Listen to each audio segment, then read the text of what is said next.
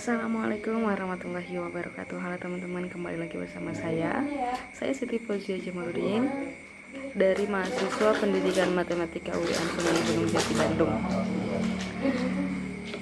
Pada kesempatan kali ini saya akan membahas tentang pendekatan konstruktivisme pembelajaran matematika pada materi bangun ruang di SMP ataupun MTS kelas 7.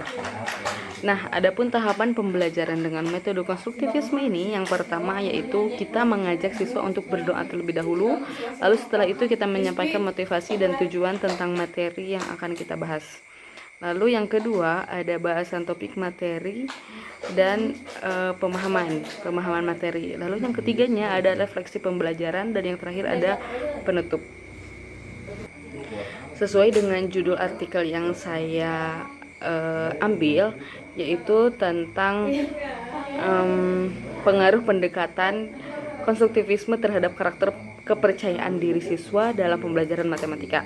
Nah, tujuan ini yaitu untuk mengetahui pengaruh pendekatan konstruktivisme ini terhadap karakter kepercayaan diri dalam pembelajaran matematika, karena tidak banyak siswa yang ada di jenjang MTS mereka justru tidak percaya diri dalam mempelajari pelajaran matematika. Nah, di sini dengan menggunakan metode ini akan mempermudah guru untuk menghadapi siswa-siswa yang mengalami faktor seperti berikut. Baik, sepertinya kita langsung saja kepada contoh pembelajaran dengan menggunakan metode konstruktivisme.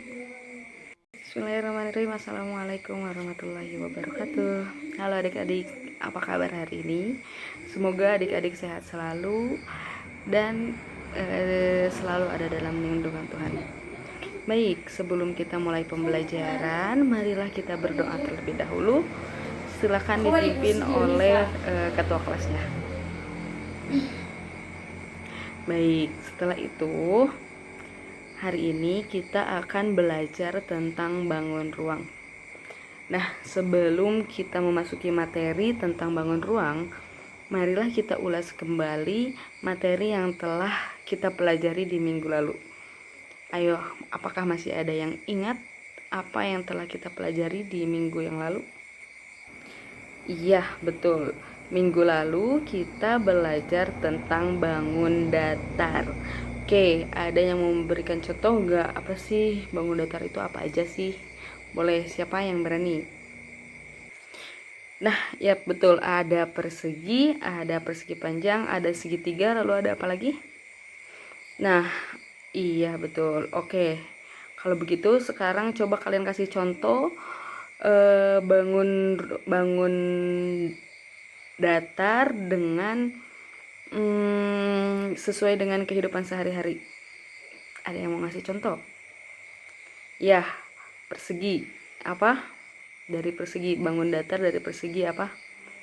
Ya, betul. Lalu dari persegi panjang, papan tulis bisa. Lalu apa lagi? Ya, iya, sepertinya adik-adik sudah sangat paham ya tentang materi yang telah kita ulas minggu lalu. Jangan lupa dan jangan pernah dilupakan.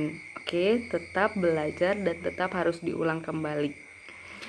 Langsung saja kita masuk kepada materi pada minggu hari ini, yaitu ada bangun ruang.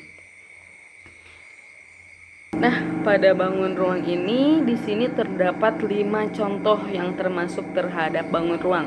Tapi sebenarnya bangun ruang itu banyak, cuman di sini yang akan kita pelajari terlebih dahulu yaitu yang pertama. Nih, gambar yang pertama ini yaitu gambar, ada yang tahu nggak? Gambar apa? Gambar kubus. Iya. Lalu gambar yang kedua ini adalah gambar balok. Iya, sepertinya adik-adik sudah pada baca buku juga ya. Jadi adik-adik sudah tahu tentang bangun ruang. Oke, yang ini.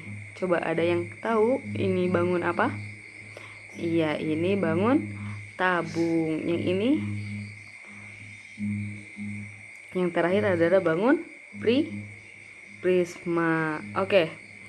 Kita masuk ke dalam contoh di kehidupan sehari-hari. Contoh yang pertama, tadi yang pertama itu yaitu tentang kubus. Oke, contohnya itu seperti ini. Di sini ada rubik, lalu ada dadu, dan masih banyak yang lainnya sebenarnya. Jadi adik-adik bisa cari bentuk yang sama persis dengan kubus, tetapi dia yang biasa kita temui sehari-hari. Oke, yang keduanya ada balok. Balok. Oke, contohnya di sini ada penghapus sama kotak. Kotak kado ataupun seperti kardus itu juga bisa.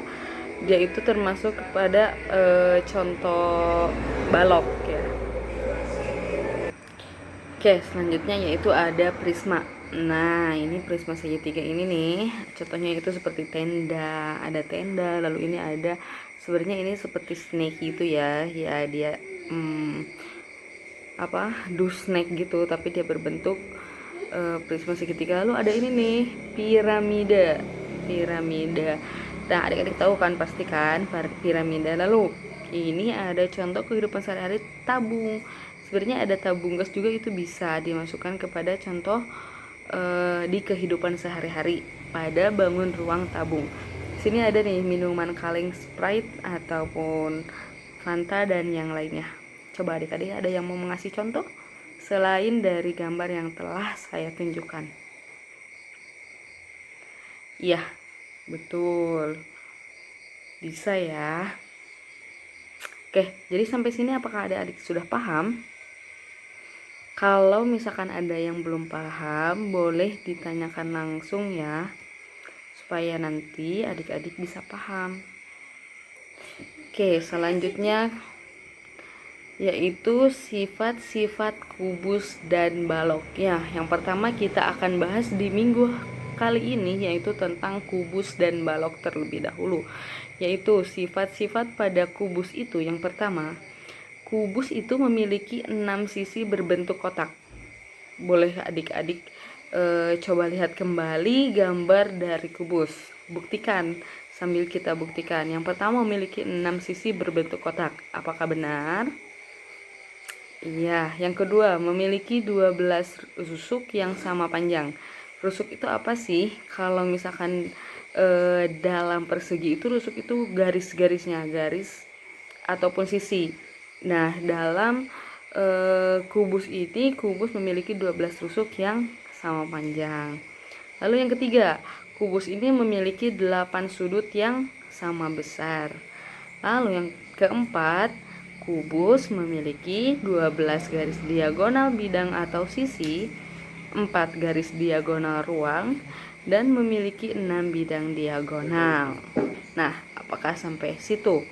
Sampai situ dulu nih, adik-adik ada yang mau ditanyain nggak? Ada yang masih bingung nih, gimana nih? Kak, ini gimana sih? Misalnya bidang atau sisi itu apa sih? Tanyain aja ya.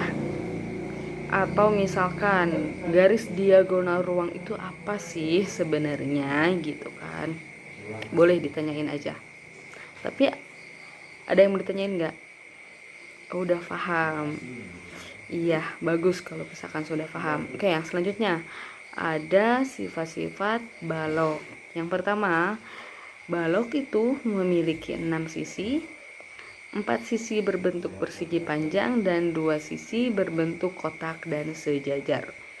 Kita buktikan ya, kita sambil lihat pada gambar balok. Yang keduanya, balok ini memiliki 12 rusuk dengan 8 pasang rusuk yang sama panjang. Apakah sesuai enggak? Betul enggak? Iya. Yang selanjutnya, kubus ini memiliki 8 sudut. Coba kita hitung. Hitung bareng-bareng, benar enggak ada 8 sudut nih? Ya, betul. Lalu balok ini memiliki 12 garis diagonal bidang atau sisi, 4 garis diagonal ruang, dan juga memiliki 6 bidang diagonal. Sesuai ya dengan gambar balok. Oke, ada yang mau ditanyain dulu gak sampai sini? Atau enggak, kalau misalkan ada yang mau ditanyakan, kalian tinggal mengacungkan tangan ataupun open mic-nya supaya bisa langsung terjawab. Oke, selanjutnya setelah sifat-sifat kubus dan balok, lalu kita akan membahas tentang rumus kubus dan balok. Yang pertama ada rumus volume pada kubus. Volume kubus itu rumusnya sisi dikalikan dengan sisi dikalikan dengan sisi, atau bisa ditulis S dikali S dikali S. Lalu rumus luas permukaan kubus.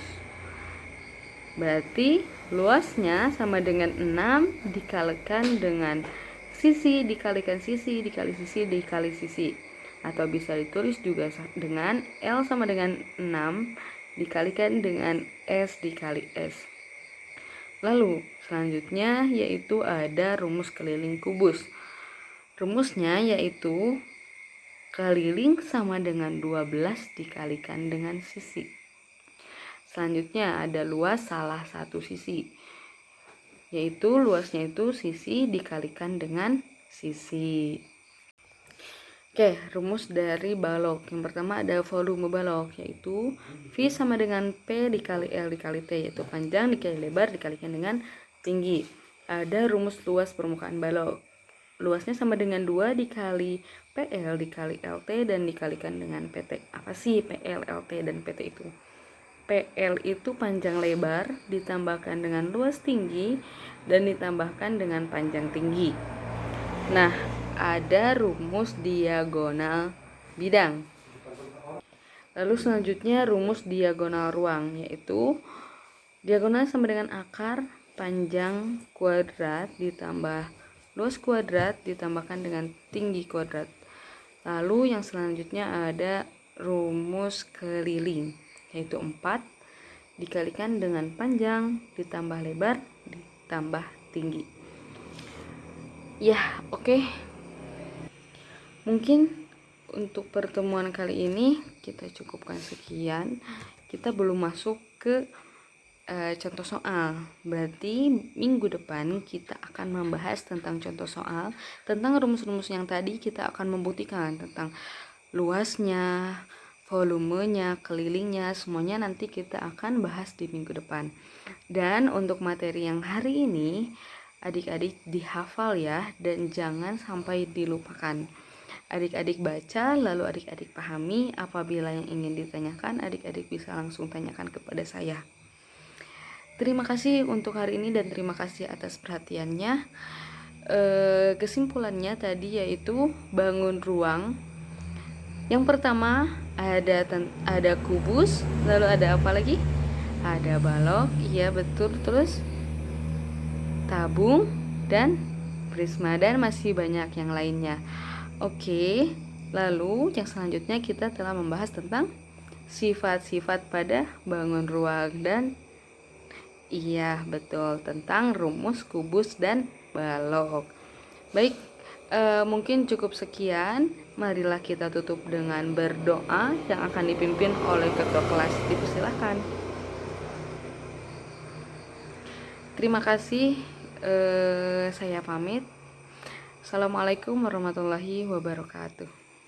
Baik, mungkin itu saja sekilas contoh tentang video pembelajaran metode pendekatan konstruktivisme dalam pembelajaran matematika di MTS. Baik, sekian yang dapat saya sampaikan. Mohon maaf apabila banyak kesalahan. Wassalamualaikum warahmatullahi wabarakatuh.